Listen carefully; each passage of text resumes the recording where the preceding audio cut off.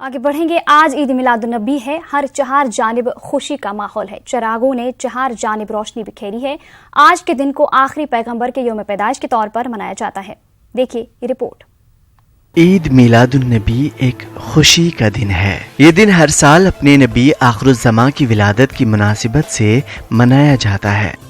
ये रबीउल अव्वल के महीने में आता है, जो इस्लामी तक़वीम के लिहाज से तीसरा महीना है। ईद मिलादुन्नबी पूरे मजहबी अक़ीदत और एहतराम से मनाया जाता है।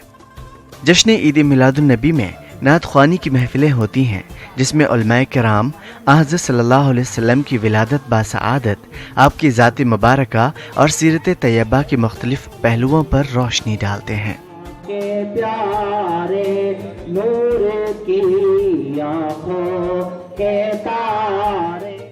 मिलाद का जश्न मनाने के लिए बज़ाहिर आम मुसलमानों का कोई एक वाज़ेह मकसद मुतय्यन नहीं है। जश्न तक़द्दुस और हुर्मत के नाम पर किया जाता है।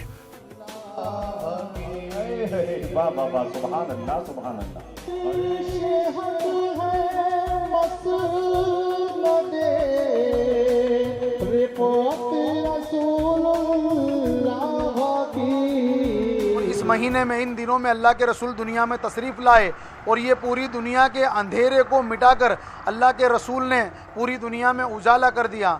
आपके आने से पहले ज़माना कैसा था और आने के बाद दुनिया में क्या चेंजिंग और तब्दीली आई, इन सारी चीज़ों का पैगाम दिया जाता है। मुरव्वज मिलाद के सिलसिले में वैसे तो उलमाए किराम के मुख्तलिफ आरा हैं। सैयद सुलेमान नदवी सीरतुन्नबी की तीसरी जिल्द में अपनी राय में लिखते हैं कि मलिक मुअज़्ज़म मुज़फ़्फ़रुद्दीन इब्न ज़ैनुल आबिदीन वो पहला शख्स है जिसने इस महीने को विलादत नबवी की यादगार और महफिल मिलाद का ज़माना बनाया और जिसने मजलिस मिलाद सरकारी तौर पर कायम की।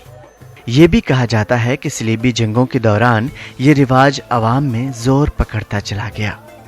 आज हमारे मोहम्मद साहब का सुबह के टाइम पे शादी के टाइम जन्म हुआ था, उसी के उपलक्ष्य में हम ये लोग मतलब जो बहुत बड़ा प्रोग्राम रखते हैं।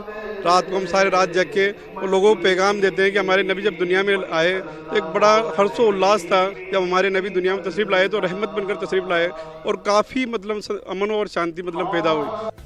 वक्त के साथ साथ लोगों ने इस दिन की पाकीज़गी को फरामोश कर दिया। डीजे, गाने बजाने, बाइक स्टंट और रक्स सुरूर की महफिलें मुनाकिद की जाने लगी। हालांकि उलमाए किराम ने इन तमाम चीज़ों को हराम करार दिया है। इन तमाम राइज रवायतों के बावजूद शहर के सरकर्दा अफराद और उलमाए किराम खून अतिया कैंप और दीगर इंसानियत नवाज प्रोग्राम को आम करने की कोशिशें कर रहे हैं। उम्मीद है कि इस दिन की पाकीज़गी को बरकरार रखते हुए कौम फ़राइज़ की जानिब अपनी तवज्जो मबज़ूल कराएगी। Bureau report, news 18 Urdu.